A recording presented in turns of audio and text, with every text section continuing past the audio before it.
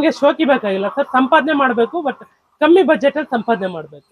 ತಿಂದು ಸ್ವಲ್ಪ ಸ್ವಲ್ಪ ತಗೊಂಡೋದವರು ಇವತ್ತು ಪರ್ಮನೆಂಟ್ ಆಗಿದ್ದಾರೆ. ಹೆಲ್ದಿ ಆಗಿರ್ಬೇಕು. ಅವಾಗ ನೀವು ಏನೇ ಆದ್ರೂ ನಿಮ್ಗೆ ಲಾಭ ಬಂದೇ ಬರುತ್ತೆ. ಸುಮ್ನೆ ಏನೋ ಮಾಡಿದೀವಿ, ಬಂಡವಾಳ ಹಾಕಿದೀವಿ ಅಂತ ಹೇಳ್ಬಿಟ್ಟು ಬಿಟ್ಬಿಟ್ರೆ ಯಾವ್ದೇ ರೀತಿ ಯೂಸ್ ಆಗಲ್ಲ. ಇಲ್ಲಿ ನಮ್ಮ ತಂದೆ 1991 ಅಲ್ಲೇ ನಾನು ಹುಡಕ್ಕಿಂತ ಮುಂಚೆನೆ ಬಾಯ್ಲರ್ ಕೋಳಿ 50 ಕೋಳಿ ಸ್ಟಾರ್ಟ್ ಮಾಡಿದವರು 25,000 ಕೋಳಿ ಮಾಡಿದೀವಿ ಸರ್ ಬಾಯ್ಲರ್ ಪ್ರೆಸೆಂಟ್ಲಿ. ಅದಾದ್ಮೇಲೆ ಸ್ವಲ್ಪ ಡಿವೈಡ್ ಮಾಡ್ಕೊಂಡ್ವಿ. ಒಂದ್ 10 ವರ್ಷ 15 ವರ್ಷ ಆದ್ಮೇಲೆ ಒಂದೇ ಬಿಸ್ನೆಸ್ ಬೇಡ, ಸ್ವಲ್ಪ ಆಲ್ಟರ್ ಮಾಡೋಣ ಅಂತೇಳಿ ಇಟ್ಕೆ ಫ್ಯಾಕ್ಟ್ರಿ ಮತ್ತೆ ಕೋಳಿ ಫಾರ್ಮ್ ಈ ತರ ಡಿವೈಡ್ ಮಾಡ್ಕೊಂಡ್ವಿ. But non recently agri diploma ಮಾಡಿ ಎಲ್ಲಾರ ಫಾರ್ಮ್ ಆಗಿ ಕೆಲ್ಸಕ್ಕೆ ಹೋಗಿದ್ರೆ ನನಗೂ ಒಂದು 25,000-30,000 ಸ್ಯಾಲ್ರಿ ಬರ್ತೈತೆ. ಬಟ್ ನನ್ಗೆ ಅದು ಇಷ್ಟ ಆಗಿಲ್ಲ. ನಾನೇ ಏನಾದ್ರೂ ಒಂದು ಹೊಸದಾಗಿ ಮಾಡ್ಬೇಕಂತ ಹೇಳಿ ಕೋಳಿ ಬಿಸ್ನೆಸ್ ಸ್ಟಾರ್ಟ್ ಮಾಡ್ಬೇಕು. ತಗೊಂಡ್ರೆ ನಿರ್ಧಾರ ಸರಿ ಅಂತ ಅನಿಸ್ತಾ ಇದೆಯಾ ಸರ್? ನನಗೆ ಓಕೆ ಇದೆ. ನನ್ನ ಫ್ಯಾಮಿಲಿಗೂ ಟೈಮ್ ಕೊಡ್ತಾ ಇದ್ದೀನಿ, ನನ್ನ ಬಿಸ್ನೆಸ್ಗೂ ಟೈಮ್ ಕೊಡ್ತಾ ಇದ್ದೀನಿ. ನಮ್ಮ ಹಳ್ಳಿ ಲೆವೆಲ್ ನಾವು ಖುಷಿಯಾಗಿ ಬದುಕ್ತಾ ಇದ್ದೀವಿ ಸರ್. ನಮ್ಮ ಕೋಳಿ ನೋಡಿ ಎಷ್ಟು ಹೆಲ್ದಿ ಆಗಿದೆ ಅಂತ. ಇದು ನಾವು ಏನಂತ ಹೇಳಿದ್ರೆ ಮೇಂಟೆನೆನ್ಸ್ ತುಂಬಾ ಇಂಪಾರ್ಟೆಂಟ್. ಇದಕ್ಕೆ ಸನ್ಲೈಟು ಮತ್ತೆ ಆರ್ಟಿಫಿಷಿಯಲ್ ಲೈಟು ಎಲ್ಲ ಸೇರಿ 16 hours ಲೈಟ್ ಅಷ್ಟೇ ಇರ್ಬೇಕು ಸರ್. ಎಕ್ಸ್ಟ್ರಾ ಲೈಟ್ ಆದ್ರೆ ಮಾರ್ಟಾಲಿಟಿ ಆಗುತ್ತೆ. ಸೊ ನಾವು ಬೆಳಗಿನ ಜಾವ 5 ಗಂಟೆಗೆ ಲೈಟ್ ಆನ್ ಮಾಡಿದ್ರೆ 7 ಗಂಟೆ ಗಂಟ ಲೈಟ್ ಕೊಡ್ತೀವಿ. ಅದಾದ್ಮೇಲೆ ಸನ್ಲೈಟ್ ಇರುತ್ತೆ. ಮತ್ತೆ ಸಂಜೆ 6 ಗಂಟೆಗೆ ಲೈಟ್ ಆನ್ ಮಾಡಿದ್ರೆ 10 ಗಂಟೆಗೆ ಲೈಟ್ ಆಫ್ ಮಾಡ್ತೀವಿ ಸರ್. ಇದು ಲೈಟಿಂಗ್ ಆಯ್ತು. ಮತ್ತೆ ಪ್ರತಿದಿನಕ್ಕೆ ಒಂದು ಕೋಳಿಗೆ 120 ಗ್ರಾಮ್ ಫೀಡ್ ಹಾಕ್ತೀವಿ ಸರ್. ಸೊ ಅದು 120 ಗ್ರಾಮ್ ಫೀಡ್ ಹಾಕಿದ್ರೆ ಹೆಲ್ದಿಯಾಗಿ 55-60 ಗ್ರಾಮ್ ಎಗ್ ಬರುತ್ತೆ ಸರ್. ಈ ಎಗ್ ಬಂದ್ರೆ ಮಾರ್ಕೆಟ್ ಅಲ್ಲಿ ಒಳ್ಳೆ ಬೆಲೆ ಬರುತ್ತೆ. ಬಟ್ ಇದಕ್ಕೆ 1 year ಏಜ್ ಆಗಿದೆ. ಬಟ್ ಆದ್ರೂ ನಮ್ದು 85% ಪ್ರೊಡಕ್ಷನ್ ಇದೆ. ನಮ್ದು ಸ್ಟಾರ್ಟಿಂಗ್ ಬಂದಾಗ 95, 98, 99 ಪ್ರೊಡಕ್ಷನ್ ತೆಗ್ದಿದೀವಿ. ಇವಾಗ್ಲೂ ಕಲ್ಲಿಂಗ್ ಟೈಮ್ ಬಂದಿದೆ. ಬಟ್ ಇವಾಗ್ಲೂ ಪ್ರೊಡಕ್ಷನ್ ಚೆನ್ನಾಗಿ ತೆಗಿತಾ ಇದೀವಿ.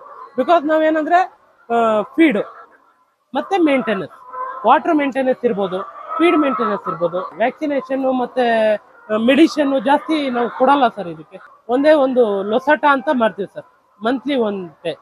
ಅದ್ ಬಿಟ್ರೆ ಇನ್ಯಾವುದೂ ಮಾಡಲ್ಲ. ಪ್ರತಿ ತಿಂಗಳು ಹಾಕ್ತೀರಾ? ಪ್ರತಿ ತಿಂಗಳು ಒಂದೇ ಒಂದು ಟ್ಯಾಬ್ಲೆಟ್ ಬರುತ್ತೆ ಸರ್. ಅದು ವಾಟರ್ ಟ್ಯಾಂಕ್ ಹಾಕ್ಬಿಡ್ತೀವಿ.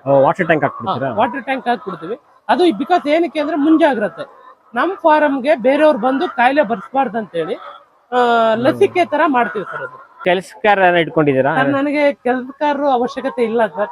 ಆಕ್ಚುಲಿ ನಾನ್ ಕೆಲಸ ಮಾಡೋ ಅವಶ್ಯಕತೆನೂ ಇಲ್ಲ. ಬಟ್ ನನ್ನ ಉದ್ದೇಶ ಏನಂದ್ರೆ ನಮ್ಮ ತಂದೆಯವ್ರದ್ದು ಒಂದು ಮಾತಿದೆ, ಕಷ್ಟ ಬಿದ್ರೇನೆ ನಮ್ಗೆ ದುಡ್ಡು ಬರೋದು ಮತ್ತೆ ನಾವು ಚೆನ್ನಾಗಿರೋದು ಅಂತ ಹೇಳ್ಕೊಟ್ಟಿದ್ದಾರೆ. ಸೊ ನನಗೂ ಅದೊಂದು ಕಾನ್ಸೆಪ್ಟ್ ಇಷ್ಟ ಆಗಿ ನಾನೇ ಮಾಡ್ತಾ ಇದ್ದೀನಿ ಸರ್. ಬೆಳಿಗ್ಗೆ 6 ಗಂಟೆಗೆ ಎದ್ದೊಳ್ತೀನಿ. ಒಂದು 8-9 ಗಂಟೆ ಕೆಲಸ ಸರ್ ಇಲ್ಲ ಅಷ್ಟೇ. ಅದು ಮುಗಿಸ್ಕೊಂಡು ಮತ್ತೆ ಹೋಗ್ಬಿಟ್ರೆ ನಾನು ಹೊರಗಡೆ ಕೆಲಸ ನೋಡ್ಕೊಂಡು ಮತ್ತೆ 1 ಗಂಟೆಗೆ ಬಂದು ಹೋಗ್ತೀನಿ. ಮತ್ತೆ ಹೋಗ್ಬಿಡ್ತೀನಿ. ಮತ್ತೆ 4 ಗಂಟೆ 5 ಗಂಟೆಗೆ ಬಂದು 6 ಗಂಟೆ ಕೆಲಸ ಮಾಡ್ತೀನಿ. ನನ್ನ ಹೆಲ್ತ್ ಚೆನ್ನಾಗಿರುತ್ತೆ. ಮತ್ತೆ ನನಗೆ ಲಾಭನೂ ಕೂಡ ಉಳಿಯುತ್ತೆ ಸರ್. ಹಾಗಾಗಿ ಸೊ ಅದಾದ್ಮೇಲೆ ಮೇಂಟೆನೆನ್ಸ್ ನಾವು ನೀಟಾಗಿರ್ಬೇಕು. ನಾವು ಈಗ ಬೆಳಗ್ಗೆ ಫೀಡ್ ಹಾಕಿರೋ ಸರ್, ಹಂಗನ್ಬಿಟ್ಟು ಬರ್ದೇನೆ ಇದ್ರೆ ಆಗಲ್ಲ. ಸುಮ್ಮನೆ ಬಂದು ಒಂದು ಟ್ರಿಪ್ಪು ಒಂದು ರೌಂಡ್ ಹೊಡೆದು ಕೈಯೆಲ್ಲ ಫೀಡಲ್ಲಿ ಆಡಿ ಮತ್ತೆ ಎಲ್ದಾಗಿದೆಯಾ, ಏನಾರ ಪ್ರಾಬ್ಲಮ್ ಆಗಿದೆಯಾ, ನಿಪ್ಪಲ್ ಲಾಕ್ ಆಗಿದೆಯಾ ಅಂತೆಲ್ಲ ಚೆಕ್ ಮಾಡಿ ಮತ್ತೆ ನೀರಿದೆಯಾ ಎಲ್ಲ ನೋಡ್ಕೊಂಡು ಹೋಗ್ತಾ ಇರ್ಬೇಕು. ಸುಮ್ಮನೆ ಏನೋ ಮಾಡಿದೀವಿ, ಬಂಡವಾಳ ಹಾಕಿದೀವಿ ಅಂತ ಹೇಳ್ಬಿಟ್ಟು ಬಿಟ್ಬಿಟ್ರೆ ಯಾವುದೇ ರೀತಿ ಯೂಸ್ ಆಗಲ್ಲ. ಲಾಸ್ ಆಗೋದು ರೈತರು ತುಂಬಾ ಲಾಸ್ ಆಗ್ತಾರೆ ಇದರಿಂದನೇ ಸರ್. ರೈತರು ತುಂಬಾ ಜನ ಯೂಟ್ಯೂಬ್ಗಳಲ್ಲಿ ನೋಡ್ತಾ ಇದ್ದಾರೆ. ಆಕ್ಚುಲಿ ನಾನು ಯೂಟ್ಯೂಬ್ ಅಲ್ಲಿ ನೋಡಿದ್ದೆ, ಇಲ್ಲ ಅಂತ ಹೇಳ್ತಿಲ್ಲ. ಅಲ್ಲಿ ತುಂಬಾ ಪ್ರಾಫಿಟ್ ತೋರಿಸ್ತಾರೆ. ತುಂಬಾ ಜನ ತುಂಬಾ ಲಾಸ್ ತೋರಿಸ್ತಾ ಇದ್ದಾರೆ. ಏನಕ್ಕೆ ಲಾಸ್ ಆಗ್ತಾ ಇದೆ, ಏನಕ್ಕೆ ಅಷ್ಟೊಂದು ಪ್ರಾಫಿಟ್ ತೋರಿಸ್ತಾ ಇದಾರೆ, ಅದೆಲ್ಲ ನಾನು ಮಾಡಿದ್ಮೇಲೆ ಗೊತ್ತಾಗಿದ್ದು. ಬಟ್ ನಾನ್ ಮಾಡಿದ್ಮೇಲೆ ಇದರಲ್ಲಿ ಲಾಸ್ ಅಂತೂ ಯಾವುದೇ ಕಾರಣಕ್ಕೂ ಆಗಲ್ಲ. ಅದು ನಮ್ಮ ಸ್ವಇಚ್ಛೆಯಿಂದ ಮಾಡಬೇಕು. ಬಟ್ ನಮ್ಮ ಇಂಟ್ರೆಸ್ಟ್ ತುಂಬಾ ಇತ್ತು ಅಂದ್ರೆ ಲಾಸ್ ಅಂತೂ ಖಂಡಿತ ಆಗಲ್ಲ ಸರ್. ನನಗೆ 100 ಕೋಳಿ ಮಾಡಿದಾಗ ತುಂಬಾ ಖುಷಿಯಿಂದನೇ ಸ್ಟಾರ್ಟ್ ಮಾಡಿದೆ. ಸ್ಟಾರ್ಟಿಂಗ್ ಅಲ್ಲಿ ಮಾರ್ಕೆಟ್ ಮಾಡಕ್ಕೆ ತುಂಬಾ ಹಿಂಸೆನೆ ಆಯ್ತು, ಒಪ್ಕೊಂತೀನಿ. ಏನಕ್ಕೆ ಅಂದ್ರೆ ಈ ಮೊಟ್ಟೆಗೆ ನಾನು 8 ರೂಪಾಯಿನ ಮಾರ್ಬೇಕಾಗಿತ್ತು. ನನಗೆ ಕೋಳಿ ಕಾಸ್ಟು, ಫೀಡ್ ಕಾಸ್ಟು ಮತ್ತೆ ಗೇಜು ಎಲ್ಲ ಕಾಸ್ಟ್ ಚೆಕ್ ಮಾಡಿದಾಗ ನಾನು ಒಂದು ಅಪ್ರಾಕ್ಸಿಮೇಟ್ ರೇಟ್ಗೆ ಮಾರ್ಬೇಕಾಗಿತ್ತು. ನಾನು ಅವರೇಜ್ ಒಂದು 8 ರೂಪಾಯಿ ಮಾರ್ಬೇಕಾಗಿತ್ತು. ಈ ಲೋಕಲ್ ಅಲ್ಲಿ ವೈಟ್ ಮೊಟ್ಟೆ ಎಲ್ಲ ನಿಮ್ಗೆ 6 ರೂಪಾಯಿ 5 ರೂಪಾಯಿ ಎಲ್ಲ ಸಿಕ್ಬಿಡ್ತಾ ಇತ್ತು. ಜನ ಏನಂದ್ರೆ ಕಮ್ಮಿ ಯಾವ್ದೈತೆ ಅದೇ ನೋಡ್ತಾರೆ. ಇದರಲ್ಲಿ ದುಡ್ಡು ಮಾಡ್ಬೇಕನ್ನೋದಕ್ಕಿಂತ ಹೆಚ್ಚಾಗಿ ಜನಕ್ಕೆ ಯೂಸ್ ಆಗ್ಬೇಕು ಮತ್ತೆ ಹೆಲ್ದಿ ಫುಡ್ ಜನಕ್ಕೆ ಸಿಗ್ಬೇಕು ಅನ್ನೋ ಉದ್ದೇಶಕ್ಕೆ ಸ್ಟಾರ್ಟ್ ಮಾಡಿದೆ ಸರ್. ನಾನು ಹೆಲ್ದಿ ಫುಡ್ ಸ್ಟಾರ್ಟ್ ಮಾಡಿ ಜನ ತಿಂದು ಸ್ವಲ್ಪ ಸ್ವಲ್ಪ ತಗೊಂಡೋದವರು ಇವತ್ತು ಪರ್ಮನೆಂಟ್ ಆಗಿದ್ದಾರೆ. ಅವರೇ ಬಂದು ಬೈ ಮಾಡ್ತಾ ಇದ್ದಾರೆ ಸರ್. ನನಗೆ ತೊಂದರೆ ಏನಿಲ್ಲ. ನಾನು ತಿಂಗಳಿಗೆ ಏನೇ ಇಲ್ಲ ಅಂದ್ರೂ 40,000-50,000 ರೂಪಾಯಿ ಸಂಪಾದನೆ ಮಾಡ್ತಾ ಇದ್ದೀನಿ.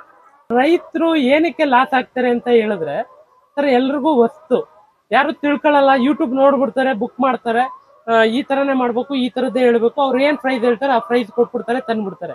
ಸೊ ನಾವು ಅದೇ ತರ ಮಾಡಿದ್ವಿ ಸರ್. ನಾನೇನು ಹೊತ್ತಾಗಿ ನನ್ಗೇನ್ ಗೊತ್ತಿರ್ಲಿಲ್ಲ.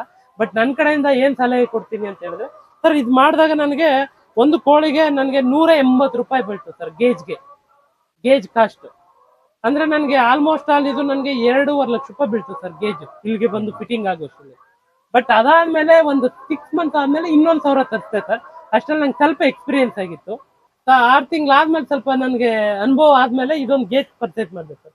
ಅದಕ್ಕೆ ನಾನು 180 ರೂಪಾಯಿ ಕೊಟ್ಟಿದ್ದೆ, ಇದಕ್ಕೆ ಬರೀ 80 ರೂಪಾಯಿ ಕೊಡ್ತಂದೆ ಸರ್ ಹೆಂಗೆ? ಒಂದು ಕೋಳಿಗೆ. ಇದು ಸೆಕೆಂಡ್ಸ್ ಸರ್. ಇದು ಅದು ಹೊಸ ತಗೊಂಡೆ, ಇದು ಸೆಕೆಂಡ್ಸ್ ತಗೊಂಡೆ. ನಮ್ಗೆ ಶೋಕಿ ಬೇಕಾಗಿಲ್ಲ ಸರ್, ಸಂಪಾದನೆ ಮಾಡ್ಬೇಕು, ಬಟ್ ಕಮ್ಮಿ ಬಜೆಟ್ ಅಲ್ಲಿ ಸಂಪಾದನೆ ಮಾಡ್ಬೇಕು.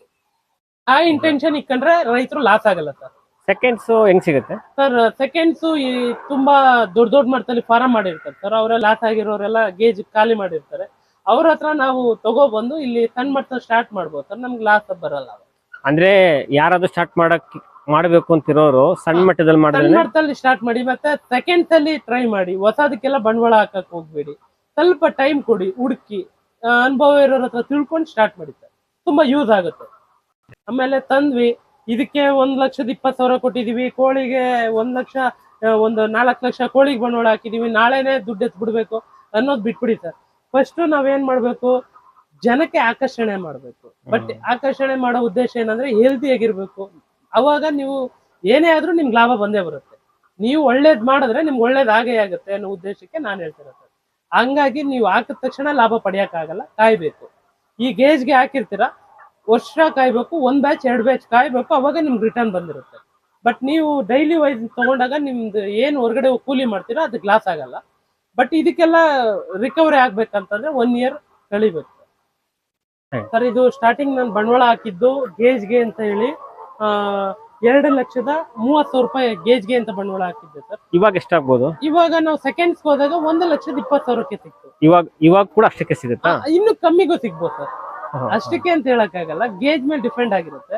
ಬಟ್ ನನಗೆ ನಾರ್ಮಲ್ ಗೇಜ್ ಅದು ತಂದು ನಾನು 2 ಇಯರ್ಸ್ ಆಯ್ತು, ಬಟ್ ಆದ್ರೂ ಚೆನ್ನಾಗಿದೆ, ಲಾಸ್ ಏನಾಗಿಲ್ಲ. ಬಟ್ ಇದಕ್ಕೆ ತಗೊಂಡು ನಾನು 3 ಇಯರ್ಸ್ ಆಯ್ತು, ಬಟ್ ಲಾಸ್ ಇಲ್ಲ ಸರ್. ಪ್ರತಿ ತಿಂಗಳು ನನಗೆ ಮೊಟ್ಟೆಯಿಂದ 1,80,000 90,000 ಬರ್ತಾ ಇದೆ ಸರ್. ಅದರಲ್ಲಿ 1,20,000 30,000 ಫೀಡ್ಗೆ ಹೋಗ್ತಾ ಇದೆ. ಇನ್ನು ಉಳಿದಿದ್ದು ಒಂದು 50,000 ರಿಂದ 40,000 ಗಂಟೆ ಉಳಿಸ್ತಾ ಇದೀನಿ. ಅದು ನನ್ನ ಪ್ರಾಫಿಟ್ ಸರ್. ಒಂದು ತಿಂಗಳಿಗೆ ಸರ್. ಲಕ್ಷಾಂತರ ರೂಪಾಯಿ ಪ್ರಾಫಿಟ್ ಮಾಡ್ತೀನಿ ಇದರಲ್ಲಿ ಅಂತೆಲ್ಲ ಹೋಗ್ಬೇಡಿ. ಬಟ್ ಹೆಲ್ದಿಯಾಗಿ ಮಾಡ್ತೀನಿ ಮತ್ತೆ ಫ್ರೀಡಮ್ ಆಗಿ ಮಾಡ್ತೀನಿ ಅನ್ನೋದಾದ್ರೆ ಈ ಬಿಸ್ನೆಸ್ ಬನ್ನಿ ಸರ್. ನಾವು ಫ್ರೀಡಮ್ ಆಗಿರ್ಬೇಕು, ಮತ್ತೆ ಸಂಪಾದನೆನೂ ನಮ್ಗೆ ಇರ್ಬೇಕು, ಮತ್ತೆ ಯಾರ ಕಡೆಯಿಂದನೂ ನಮ್ಗೆ ಪ್ರೆಸರ್ ಇರಬಾರ್ದು ಅನ್ನೋ ಉದ್ದೇಶ ಇದ್ರೆ ಈ ಬಿಸ್ನೆಸ್ ಸ್ಟಾರ್ಟ್ ಮಾಡಿ ಸರ್. ಏನೇ ಇಲ್ಲ ಅಂತಂದ್ರು ಇದಕ್ಕೆ ನಾವು ಕನಿಷ್ಠ ಸರ್ ಲಾಸ್ಟ್, ಈಗ ಸ್ಟಾರ್ಟಿಂಗ್ ಹೇಳ್ತಾ ಇದೀನಿ, ಲಾಸ್ಟಿಂಗ್ ಕಲ್ಲಿಂಗ್ ಟೈಮ್ ಬಂದಾಗ್ಲೂ ನಿಮ್ಗೆ 30,000 ಅರ್ನ್ ಮಾಡ್ಬೋದು ಸರ್. ಎಲ್ಲ ಅಪ್ರಾಕ್ಸಿಮೇಟ್ ತಗೊಂಡ್ರೆ ನಿಮ್ಗೆ ಒಂದು ತಿಂಗಳಿಗೆ ನೀವು ಹೊರಗಡೆ ಹೋದ್ರೆ ಏನ್ 30,000 ರೂಪಾಯಿ ದುಡಿತಾ ಇದ್ರಿ, ಇಲ್ಲೂ ನಿಮ್ಗೆ 35 ರಿಂದ 40,000 ರೂಪಾಯಿ ದುಡಿಬೋದು ಸರ್, ವರ್ಷದ ಸರಾಸರಿ ತಗೊಂಡ್ರೆ. ಅದ್ರಲ್ಲೂ ಅಷ್ಟೇ ಬರುತ್ತಾ ಸರ್? ಅದ್ರಲ್ಲಿ ಇವಾಗ ಏನಂತಂದ್ರೆ ಹೇಳದ್ನಲ್ಲ ಸರ್ ನಿಮ್ಗೆ, ಈಗ ಲಾಸ್ಟ್ 2 ಮಂತ್ಸ್ ಅಲ್ಲಿ 6.25 ರೂಪಾಯಿ ಇತ್ತು ಪೇಪರ್ ರೈಟ್. ಇವತ್ತು ಬಂದು 5 ರೂಪಾಯಿ 60 ಪೈಸೆ ಆಗಿದೆ. ಈಗ ಆಲ್ರೆಡಿ 1 ತಿಂಗಳ ಹಿಂದೆಗಡೆ ಅದು ನಿಮ್ಗೆ 4 ರೂಪಾಯಿ 60 ಪೈಸಕ್ಕೆ ಹೋಗ್ಬಿಟ್ಟಿತ್ತು.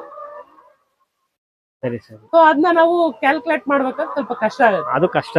ಅದೇ ಒಂದ್ಸತಿ ಜಾಸ್ತಿ ಬಂದ್ರು ಬರುತ್ತೆ, ಕಮ್ಮಿ ಬಂದ್ರು ಬರುತ್ತೆ. ನಮ್ಗೆ ಅದು 50,000 ಅಲ್ಲ 60,000 ಸಿಕ್ಬಿಡುತ್ತೆ, ಒಂದ್ಸತಿ 25,000 ಸಿಗುತ್ತೆ. ಕ್ಯಾಲ್ಕುಲೇಟ್ ಮಾಡೋದು ಒಂದು ಅವರೇಜ್ ಸಿಗಲ್ಲ ಸರ್ ಅದ್ರಲ್ಲಿ. ಒಟ್ಟಿನಲ್ಲಿ ಈ ಇದನ್ನ ಮಾಡೋದ್ರಿಂದ ಪ್ರಾಫಿಟ್ ನೋಡ್ಬೋದು ನಾವು. ಪ್ರಾಫಿಟ್ ನೋಡ್ಬೋದು, ಬಟ್ ನಮ್ ಇಂಟ್ರೆಸ್ಟ್ ಇರ್ಬೇಕು. ಮೈನ್ ಏನೋ ಪ್ರಾಫಿಟ್ ಬರುತ್ತೆ ಯಾರೋ ಹೇಳಿದ್ರು ಅಂತ ಮಾಡಕ್ ಹೋಗ್ಬೇಡಿ. ನೀವು ಇಂಟ್ರೆಸ್ಟ್ ಇರ್ಬೇಕು, ಮಾರ್ಕೆಟಿಂಗ್ ಮಾಡ್ತೀವಿ ಅನ್ನೋ ನಿಮ್ ಛಲ ಇರ್ಬೇಕು, ಮಾಡ್ಬೇಕು.